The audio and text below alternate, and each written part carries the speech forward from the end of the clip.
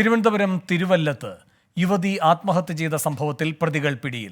തിരുവനന്തപുരം കണ്ടലയിൽ നിന്നാണ് ഒളിവിൽ കഴിഞ്ഞിരുന്ന പ്രതികളെ പിടികൂടിയത്. മരിച്ച ഷഹനയുടെ ഭർത്താവ് നൌഫൽ, ഇയാളുടെ മാതാപിതാക്കൾ എന്നിവരെയാണ് പോലീസ് അറസ്റ്റ് ചെയ്തത്.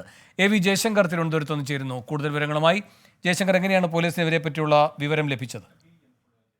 അതായത് വേണു, കഴിഞ്ഞ കുറേ ദിവസങ്ങളായി പ്രതികൾക്കായുള്ള അന്വേഷണത്തിലായിരുന്നു പോലീസ്. ബാംഗ്ലൂര്, മധുര, ഹൈദരാബാദ് ഉൾപ്പെടെയുള്ള ഇടങ്ങളിൽ പ്രതികൾക്കായി പോലീസ് അന്വേഷണം നടത്തിയിരുന്നു. ഇവിടെ എത്തി ചില CCTV ദൃശ്യങ്ങൾ ഉൾപ്പെടെ പോലീസ് കണ്ടെത്തുകയും ചെയ്തിരുന്നു.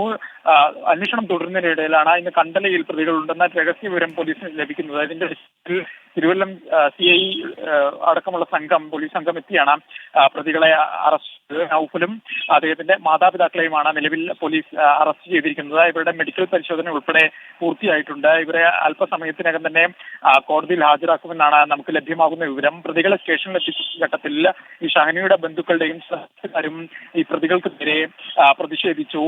വൈകാരികമായൊരു പ്രതികരണമാണ് അവിടെ ഉണ്ടായത്. എന്തായാലും സാങ്കേതികമായ നിയമ നടപടികൾ പൂർത്തിയാക്കി ഇവരെ ഉടൻ തന്നെ കോടതിയിൽ ഹാജരാക്കാനാണ് പോലീസിന്റെ തീരുമാനം. എന്തായാലും കേരള പോലീസിനെ ഏറെ നാളായി ഒരു പ്രതികളെയാണ് നിലവിൽ ഇപ്പോൾ അറസ്റ്റ് ചെയ്തിരിക്കുന്നത്. ആത്മഹത്യാ പ്രേരണ കുറ്റവും ഗാർഹിക പീഡന നിരോധന നിയമപ്രകാരമുള്ള കുറ്റങ്ങളുമാണ് ഇവർക്കെതിരെ ചുമത്തിയിരിക്കുന്നത്. സ്വാഭാവികമായും മജിസ്ട്രേറ്റിന് മുന്നിൽ ഹാജരാക്കിയായിരിക്കും ജാമ്യം ഉൾപ്പെടെയുള്ള കാര്യത്തിൽ തീരുമാനം ഉണ്ടാവുകയുള്ളൂ. എന്തായാലും പ്രതികളെ അല്പസമയത്തിനകം മജിസ്ട്രേറ്റിന് മുന്നിൽ ഹാജരാക്കുമെന്ന് തന്നെയാണ് നമുക്ക് ലഭ്യമാകുന്ന വിവരം.